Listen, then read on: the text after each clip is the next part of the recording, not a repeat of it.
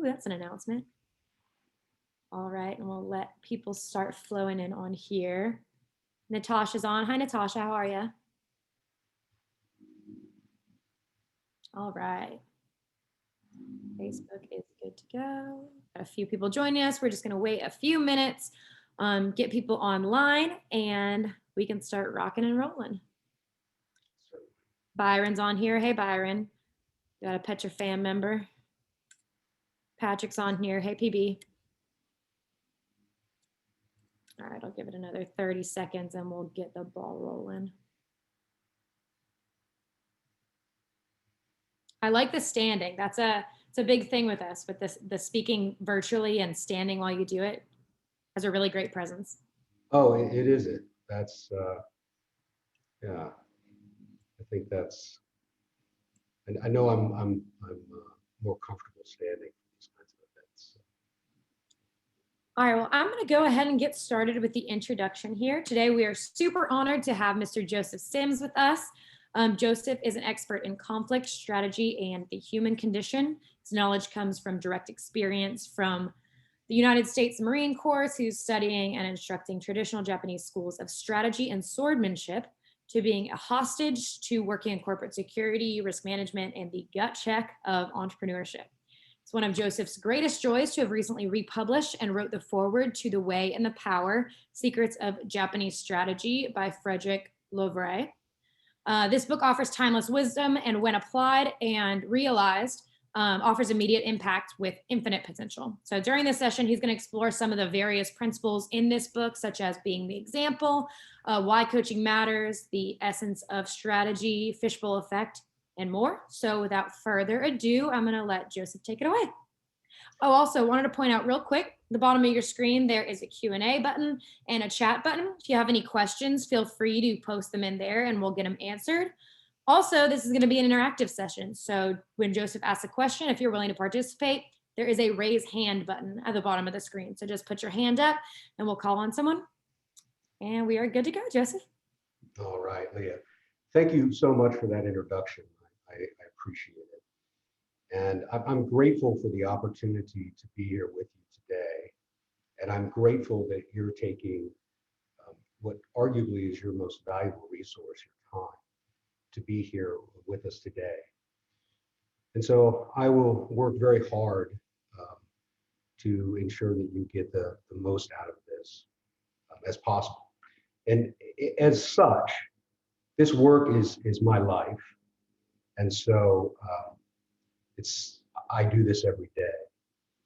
Whereas it may or may not be new to you. So if you have a question, if something is of interest to you particularly, please feel free to jump in and point that out. I need to make it very clear that I am not the author of this book. Rather, I was a student of the author for about 22 years before he passed away. And I now am responsible to carry forward sort of the sixth generation of our teachings.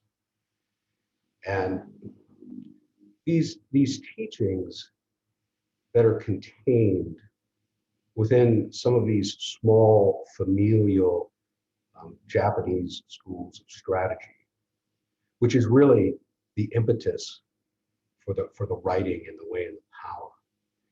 They're very unique in that the Japanese culture and society for not generations, but for hundreds of years was focused on warfare and the science and the strategy of war. So much so that it was actually elevated to an art form. So when we talk about these concepts and these principles, as many of you know from being a coach, they're very hard to relay. It's very difficult to relay a feeling. It's very difficult to relay teach something? How do you describe the undescribable? So what the Japanese did, what these small familial sort of traditions of martial warfare did, is they codified these teachings. Not only the teaching itself or the principle itself, but a method to obtain that principle, to realize that principle. And that makes these traditions incredibly valuable. And the information contained within those familial traditions is applicable not only to warfare, but to conflict itself, the nature of conflict itself, as well as strategy. And there's a reason that intuitively we recognize martial traditions and people who serve actively in those roles. We recognize them as a pinnacle, don't we? Like when we look to the Marine Corps or to some of our special operations groups or to people who have served in prisons in time of war, we look at them and we say, they operated at a peak level when the ultimate risk was on the line. And that's why we naturally look to people who have had these experiences and we say there must be lessons there. And I would agree with that. And I would say that even at the analysis of a tradition like the United States Marine Corps, that those people, they understand through many, many years of having to get the absolute best out of their people, they understand how to do it. And they understand how to do it extremely well. So, excuse me, having said that, let me speak a little bit to my role here today. I'm not here to be a teacher or to be an instructor or even to be a lecturer, really. I hope that we'll engage and we'll explore together some of these concepts. And if this format isn't the right format for that, if it's difficult to explore together, I ask you to explore on your own, to really think about these things that we're going to talk about. Because really, to realize it for yourself is the only way where you move something from an intellectual exercise into something that you own. It's through the action that happens.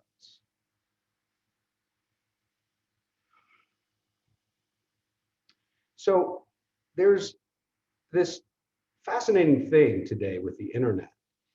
Like information is at our fingertips and we can just reach out and find out about something. So these components or these principles, there's not even a great word for them, these things that make us perform well, or even strategy. These information about that is available. There's nothing new about training the human spirit. There are only old things rediscovered. Yes, I know that science talks about things in new ways. There's this huge sort of movement around this concept of flow. There's nothing new about that. We're talking about something that has been discovered by man for centuries. So, I do not purposefully use a slide deck or notes. But I ask that for the next 60 odd minutes, that you focus on what it is that we're going to do today, that you be attentive to this. And I'll share a brief story. I was getting ready to go to a big meeting for a capital raise years ago. And I called up a business mentor of mine who was the president of the Pacific Rim for Pfizer Pharmaceuticals. And I told him about the meeting, and I asked him for some guidance on what to do while I was there. And he also shares the heritage of the Marine Corps. And so I'll say this in maybe a not as dramatic a way, but he simply told me to listen. Just listen. The act of listening, the very act of listening, exercises something that is fundamental for leadership, and that is awareness and intention. Very, very important for anyone who is in a leadership role. And it's not something that you can think about. You can't think your way to doing this better. You actually have to exercise it. In the same way that you can't think your way to a stronger upper body, you have to get down on the ground and you have to do push-ups. And then the natural wisdom and intelligence of the human condition takes over and starts to build those muscles. You don't do it. Your body does it. Attention, the ability to listen, these fundamental skills. These are mastery. Mastery is not a complicated thing. Mastery, the best definition I've ever come across of mastery, is the capability of doing simple things incredibly well. So, I ask that you remain with me today for these 60 minutes and that you engage should you have any questions. The last point in this opening is I met this gentleman one time. He was a phenomenal speaker, a phenomenal gentleman, and he was there with his $3,000 suit, his $5,000 pair of shoes, obviously very successful at what he did. And we engaged in a conversation, and I said to him, "What is it that you do?" And he said, "I teach mindfulness." And I said, "How do you do that?" And he said, "Well, the problem is he didn't say. He expertly steered the conversation in a different direction." And I said to him, "No, please, you say you teach mindfulness. How do you do that?" And again, very skillfully, he navigated the conversation into a different direction. And I said to him for a final time, I said, "Listen, you claim to teach mindfulness. I'm not going to let you get away with not answering this simple question. How do you do that?" And in a moment of truthfulness, he said to me, he said, "I wish I could get people to continue the lessons that I teach." And I said back to him in a moment of truthfulness, I said, "The reason people don't continue with the lessons that you teach is because there's no immediate impact in their lives. And a lot of this information in the way and the power is like this. If you read it and apply it, it offers you an immediate impact to your work, to your life. But the potential is infinite. And so in many ways, when we're involved in some sort of leadership with people, we may look to that infinite as being an attractive thing, but it's that immediate feedback, it's that immediate task, it's that immediate accomplishment that leads to success in any endeavor. So I hope when we speak today, that there's something in here for you that offers you some sort of immediate impact to your life with infinite potential.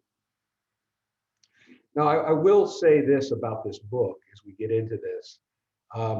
When Chris Bosch recently spoke about this book, Chris Bosch, the retired NBA player, he's a philanthropist, he's also an entrepreneur.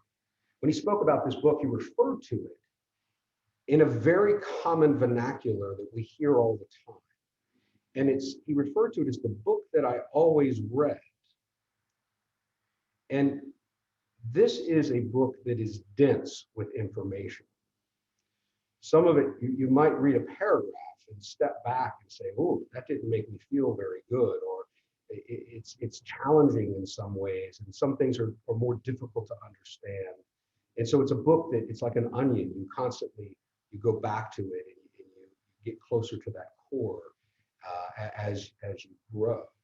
And so the structure of the book is important to understand. The structure of this book, it's essentially two treatises that are bound together by an introduction. The last treatise, the second treatise, is on strategy.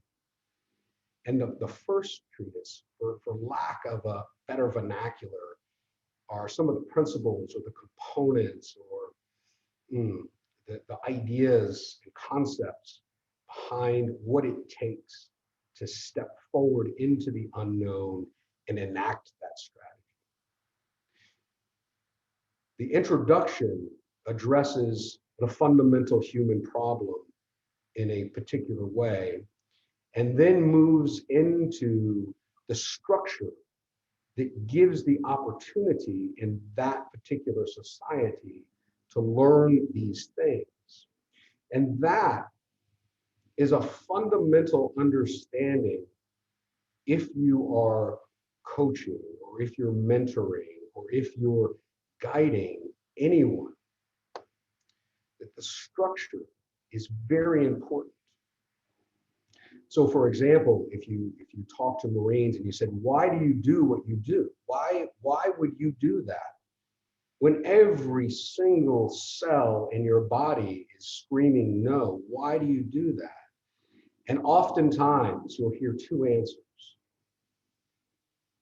The first is, I didn't want to let my brethren down. And the second answer is, I didn't want to let the tradition down. Now, I hear a lot of speak about culture today in business, but I have never, ever heard anyone say, I didn't want to let the culture down. There's something about tradition. There's something about tradition that drives both women and men, human beings in totality. All right, so let's understand the structure of the book a little bit. I'd like to understand a little bit about who the audience is. It would be very helpful for me if you would simply type into the comments, and maybe Leah would be kind enough to relay to me. I'd love to know. I'd love to know everything about you, but obviously we don't have time. I'd love to know what you do professionally. What is that professional makeup of the audience?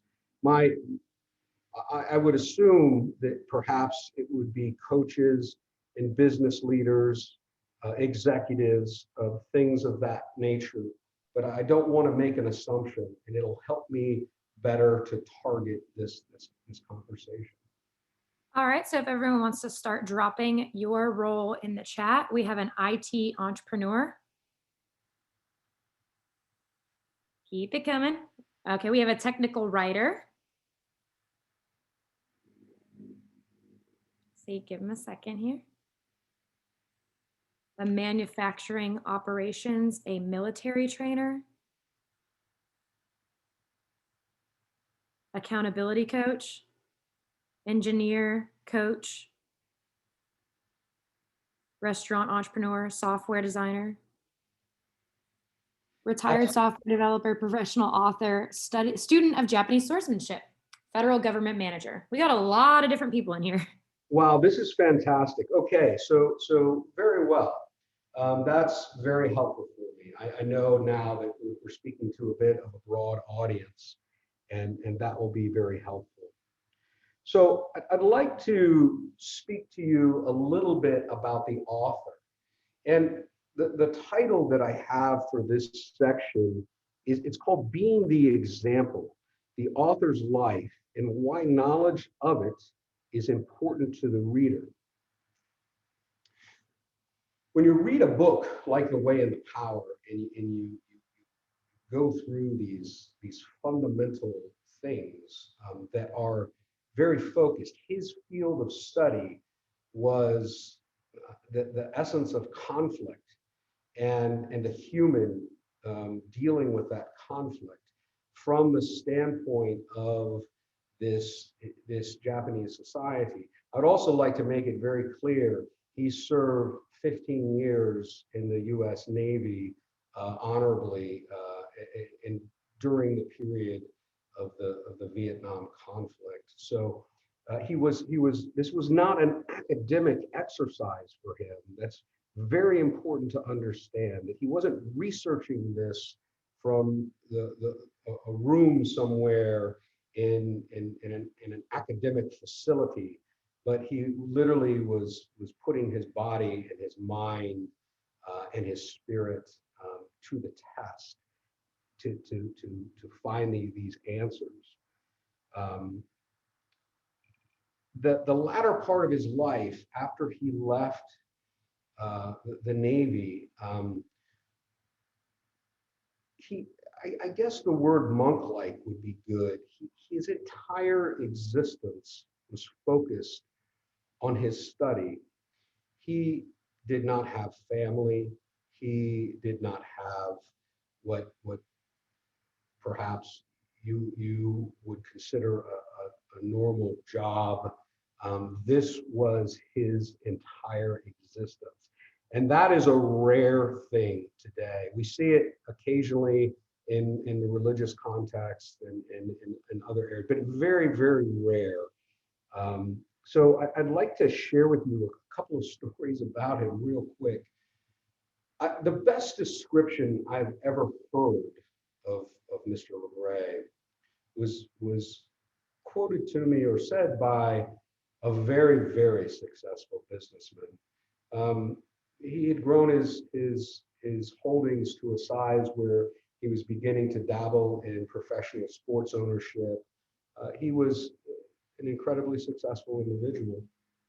Fascinating from the standpoint that he had no college experience to speak of other than sort of Harvard's certification programs for successful individuals. But he was a Green Beret, so I guess he attended the School of Hard Knocks, as it were.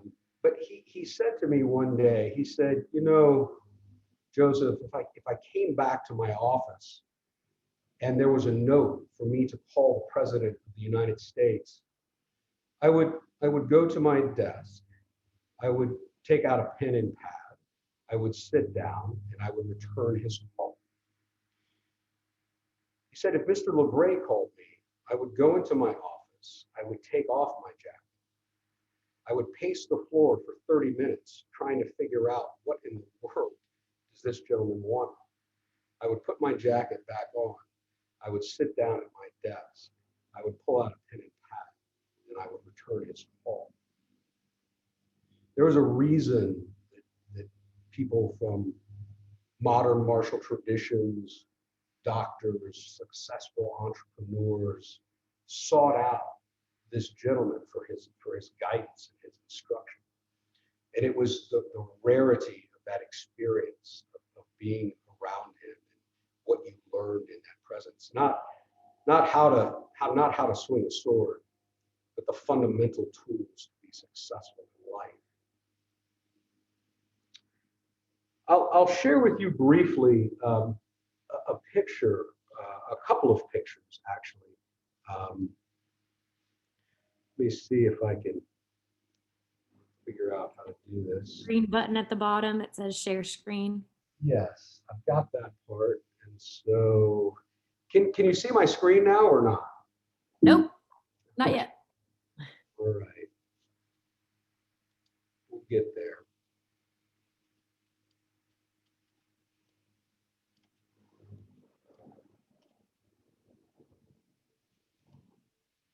Well,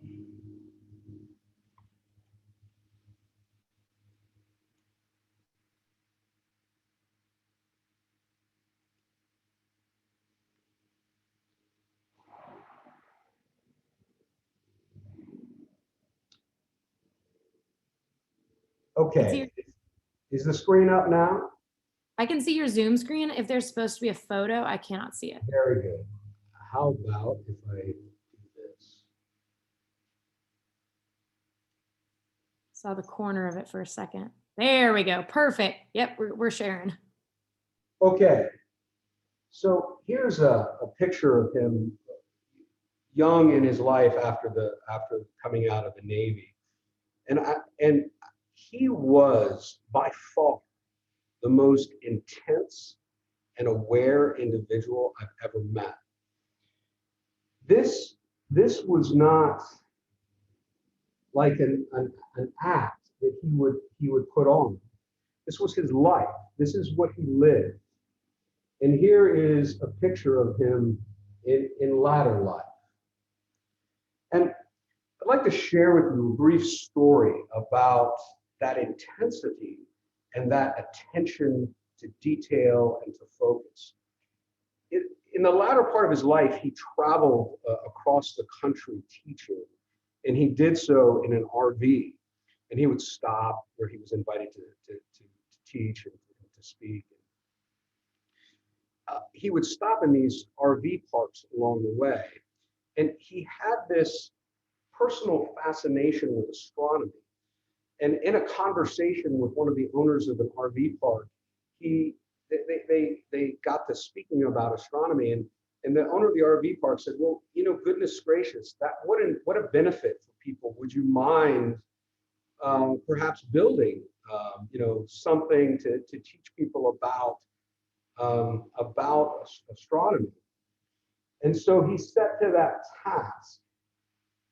And that is the facility that he built. And just a quick brief, there's the telescope. I mean, this is clearly not a tripod set up outside to show people the stars.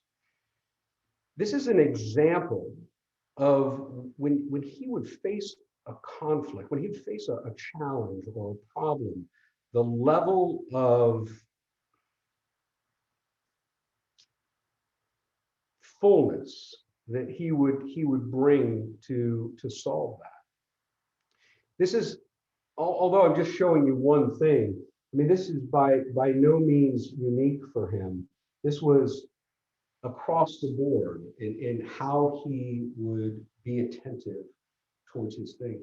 And he understood this fundamental thing about learning, that it's learning, it's not what you learn. I mean, learning one thing, it's learning how to learn, understanding how to learning that. And then you can take that skill set and apply it to anything. This is the last thing I'll say about his life, really, is that he was the example, purely, that he would teach. There was no gap in his life, none, between what he said and what he did. No gap. And that's very, very powerful for leaders, because naturally we have this radar, and we can see authenticity. We know when somebody is not being authentic to us or towards us or about them. We just know instinctually, we know something's not correct.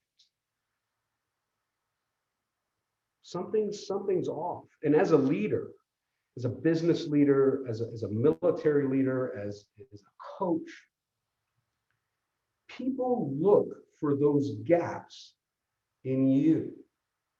They look for them. And the reason they look for them is because if they can find that gap, if you say A and then do B, it lets them off the hook. If you say to them, these are your daily tasks. I expect you, when you get up in the morning, to go through these tasks and to know what you're going to accomplish that day, and then to go out and accomplish it. But then you don't do that yourself. People will see through that. And when they do, or if they do, they will never forget it. Many people almost take it as like almost a personal, like, you fooled them.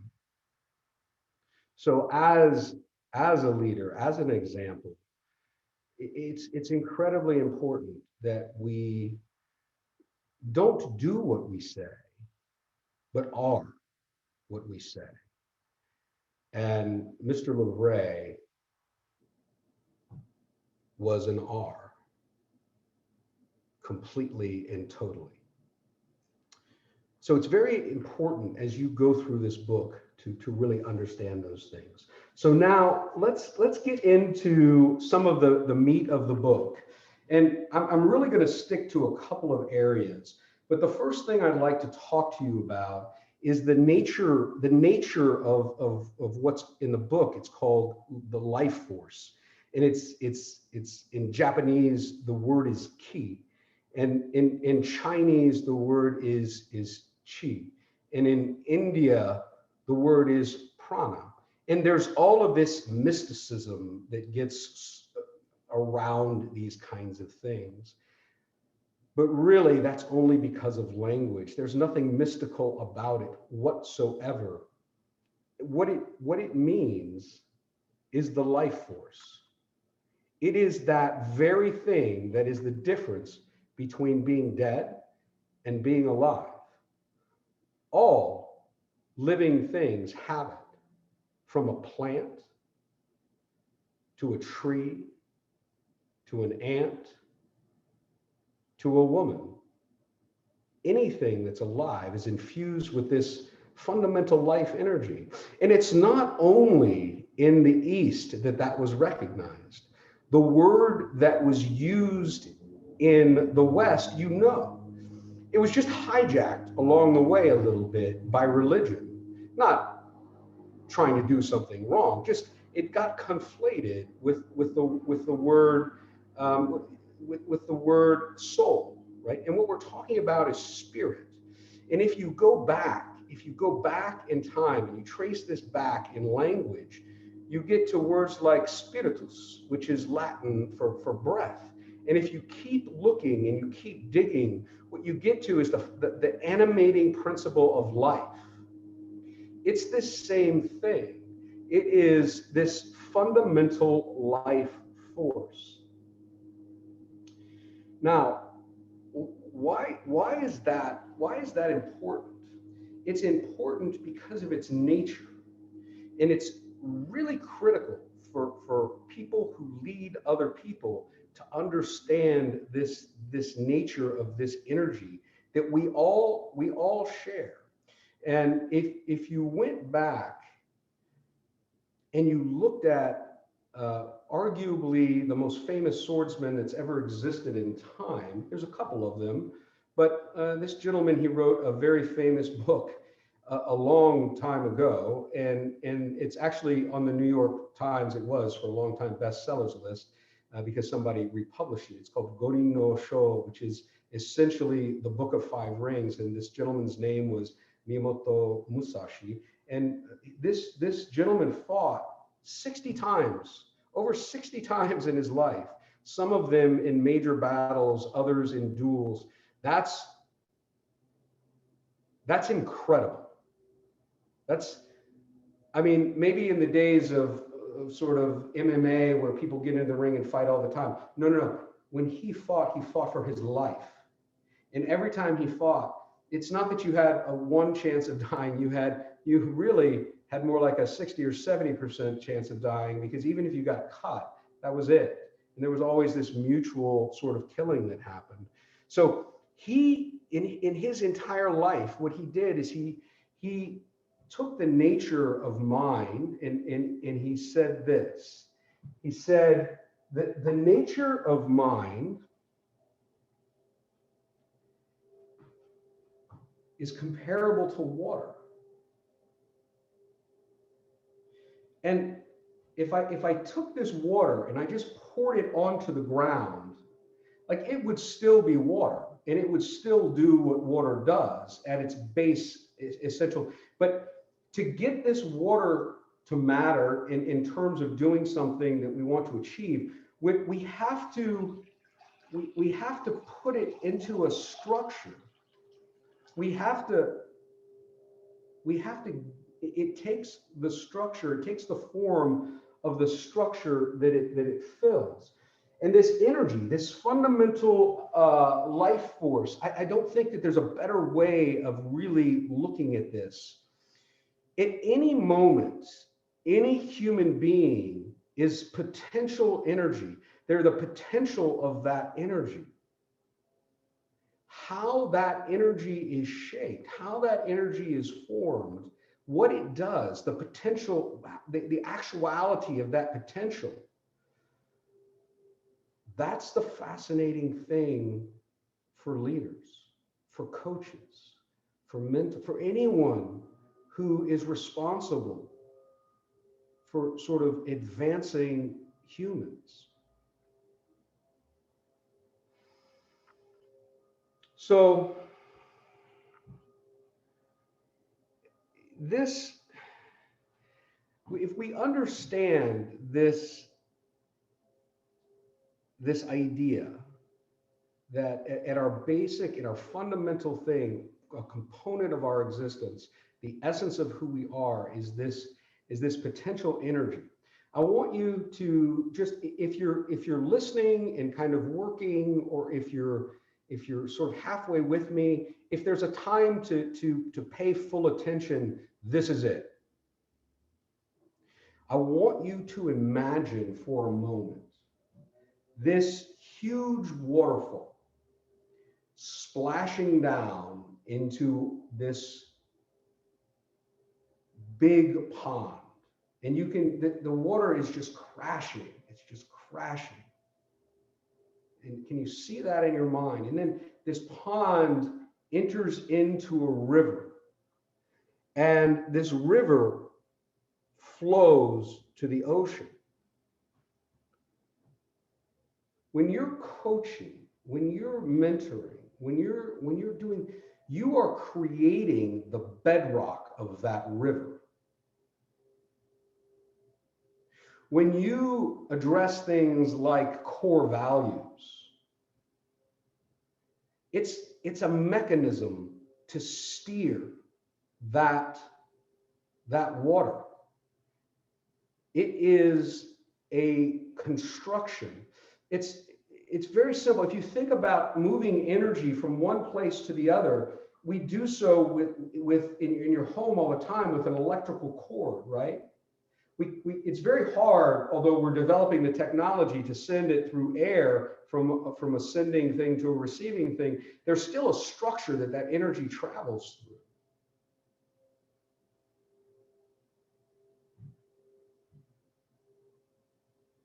Just think about your own life for a moment. Like, what made you make the decisions that you made and go the directions? There's experience. But these things that keep coming back, these fundamental truths, if you look to the military, if you look to the business world, people say there's got to be this structure to advance things. Like, without that structure, they don't have a lot of purpose many times. And it's very hard, like discipline. Discipline, the word discipline comes from the word disciple. And as a disciple, you're a student and you're attentive. You're in this learning state. right? And you learn from somebody who knows. And then over time, you adopt those skills, and perhaps you reach a level where it's your turn to then turn around and enforce those things. You see it in the military all the time. People come in at a certain level, they go through that military, and now as they become seniors, it's their turn to continue that tradition. Coaches, from what I understand, with an organization like Petra, a coach has to be an example. It can't just be somebody who learned about business, but somebody who's executed business, right? And now they take that knowledge and that skill set and that experience, and they become the example for other people. And they turn around and they take the energy of that particular organization and they put it into a method. You see, it's not one thing. Success is not one thing. The components of success are not one thing. In fact, you hear about these hacks quite frequently. The idea that you can hack something, that you can, that very idea is the opposite mindset that's required. The only way out is through. If you're thinking about like going around all the time to do it the easy way, right? That's in the end, you may get somewhere, but being capable of going the distance is a different thing. All right. So we've talked about this idea of the nature of one of the fundamental natures of mankind, and why coaching is so important. Coaching, mentoring, being a parent, all of these things, guidance, creating the structure, the tradition, the core values, the rules, all of these things come together and form the bedrock that provides the direction for that potential energy. It used to be with families that this was a big thing, right? You were told, you're not going to let this family down. Now we tell our children, you can be anything you want to be. Don't worry about anything else. And look what's happening. Humans don't do well. They want it. They think they want it, but it's not how they really perform well. It doesn't get the best out of them. And in business, when you think about business, we don't tend to start things without an idea of where we want to go. And so we're sometimes trying to figure that out, right? But we have this idea, this vision, this place that we want to go. And then we go to a coach and we say, hey, can you help me get there? But we begin with sort of this idea of what's important.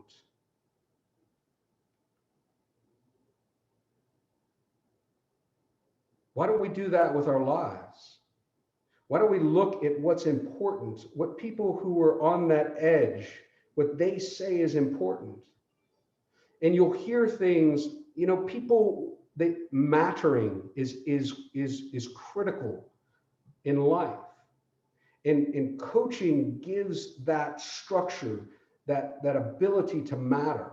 And if you look at organizations that are modern martial traditions, like the Marine Corps, there are things that you hear time and time again, like you will live forever because the Marine Corps will live forever. And that makes you feel like you matter. I can tell you from direct experience that when you're looking at over the end of your life, and you're looking back, like how much money you made won't matter to you.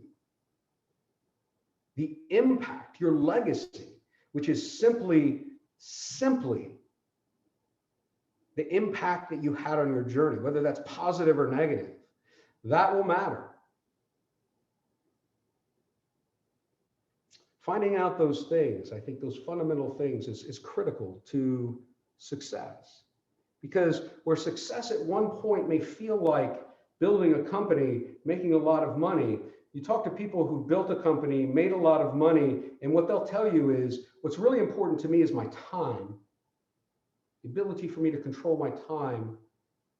And you see this general transition of wealth into some sort of vehicle to be of service to other people, to be of service, to matter.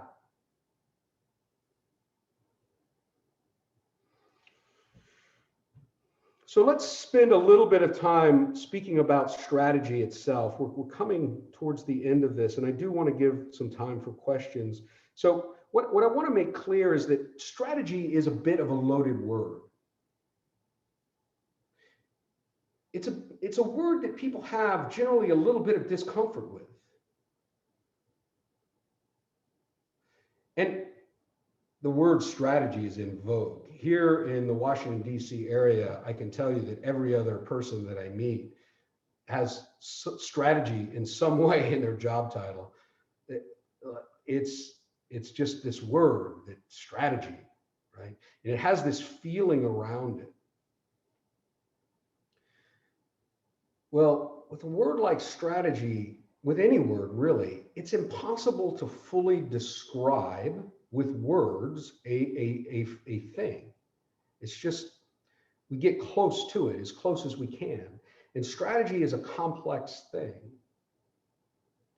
And so rather than delving into strategy because of the amount of time we have, what I would like to share with you, like at its highest level, strategy, it's not a plan. It's well beyond a plan. It's certainly not a goal. Now, you can set goals. And strategic planning is not the setting of the goal. Strategic planning is about how to achieve those goals. And strategy it's separate, it's different from technique, right? Strategy starts to deal with the fundamental sameness or principles of those techniques and how to use those to win. And when you get to a very high level, strategy is a way of thinking. It's a I don't know if the word pattern is correct. It's a way of thinking. And it's so powerful because it saves resources dramatically, right? I don't have to, every time I turn around, I don't have to think, how am I going to deal with that situation? Call the board of directors, let's all get together, fly them in, bring our senior management together. We'll sit down because, you know, we're paid to think. That's what we do. We're paid to think. So we're all going to sit down and think through this problem. And just the amount of money and time and energy that takes to accomplish that with every single problem that you face, you would just go bankrupt. It's not possible, right? But let me give you an example of this thought. And this is an example that will probably resonate in your minds today, right? And the idea is that two people are debating each other. And what I'm going to do is every time that person puts an idea on the table, I'm not going to engage their idea. I'm going to attack them personally.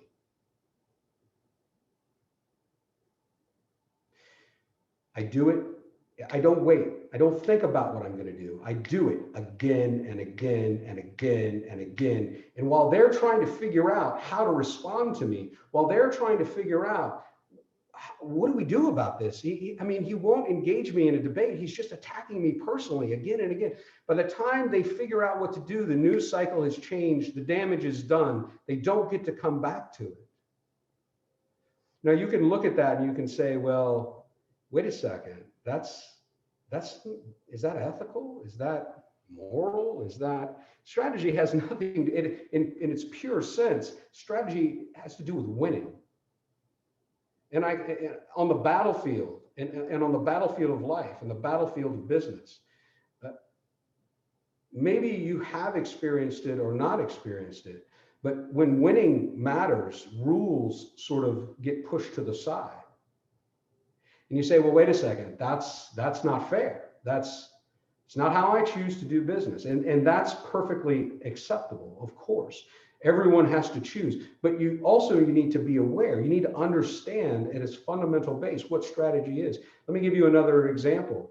The Chinese have picked this particular way of thinking, and the way of thinking is this: it's a lot more economical to commit espionage and to steal people's ideas, bring them back to our country, and then we'll enhance those or work on those or build the same thing.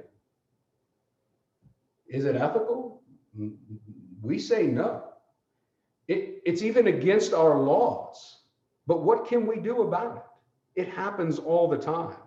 When we catch people, we say no. So I only share these things with you because I don't want you to look at strategy in a positive or negative light.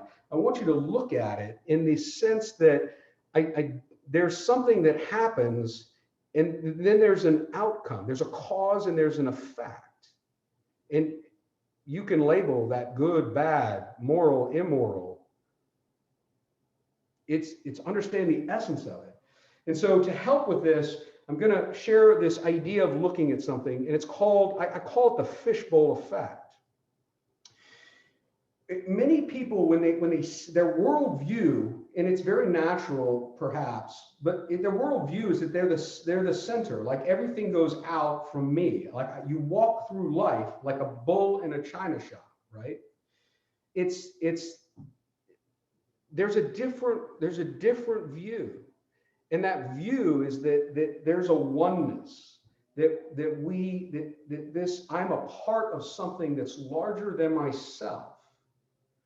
And so I want you to use your imagination for another minute. I want you to think for a minute. I want you to imagine, that fishbowl maybe that you had as a kid, or maybe you have now. I want you to imagine for a moment. I want you to put yourself into that fishbowl. You're standing, can you feel the rocks? Those plastic rocks, they're the gravel at the bottom of the fishbowl. I want you to feel that, and, dig your toes into it and look over there, and you see that little treasure chest with its lid, and maybe there's a wheel that goes around and there's a few fish that's swimming. I want you to imagine that you're in there.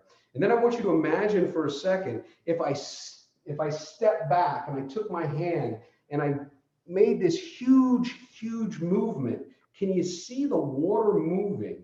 You can feel your hand moving through the water, and that water creating waves. And maybe the rocks on the bottom of the fishbowl kick up, and maybe the lid comes off of the treasure chest. Maybe the wheel turns. But the feedback is instant. I do something in this fishbowl. I do, and the effect is immediate. You feel it. It's experiential. In the liquid of air, we don't have that. I move my hand. I may feel a little coolness against it, but I don't see the impact that it has. Yet, every single thing that we do has some impact.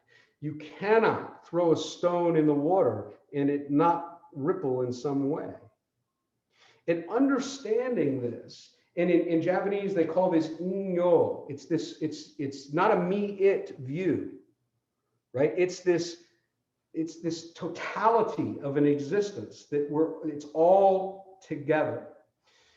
When you start to look in this way at your world, at your business, at your mentees, at the people you coach, when you start to have this view of the world, when you're a part of something that is greater than yourself, when you view it as greater than yourself, it starts to dissolve your ego. And for strategic thinking, this is fundamental. Because when you think strategically, when you have to have a clear-eyed view of the world, you need to be able to look at things in an unbiased fashion. It's that variability, the ability to look at things as they are and make those command decisions based not on what you believe, but what reality is.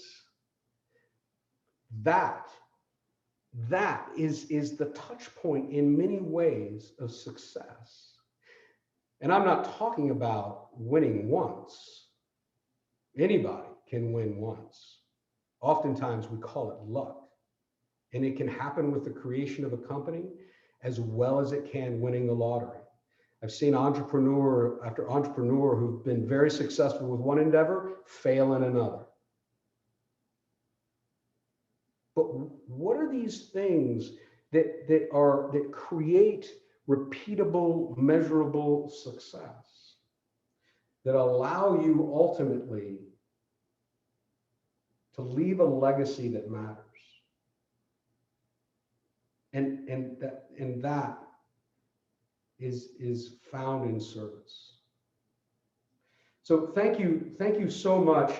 We're coming to a close, I know, and I didn't leave a lot of room for questions. But if anybody has any questions, I'll certainly stay as long as I can to answer any questions. We have a couple minutes hanging on. Does anyone have a question? Feel free to drop it in the chat or the Q&A. We have about 3 minutes until our time is up. While we wait on that, I do want to thank you guys for attending. You'll receive a recap in the next 24 hours, and that will include any resources mentioned, including the book that we've been talking about, The Way and the Power, and a link to rewatch and share the webinar with your team. Be sure to check out petracoach.com and click on our events tab to see all of our other upcoming workshops and webinars, and you can also view previous ones. As always, if you have any further questions and we can provide additional help for your organization, please reach out at info@petracoach.com. Joseph, thank you so much for being with us today. And if there are no questions, we have a thank you for your time today. If there are no questions, we'll go ahead and wrap. Thank you again for being with us. Thank you so much.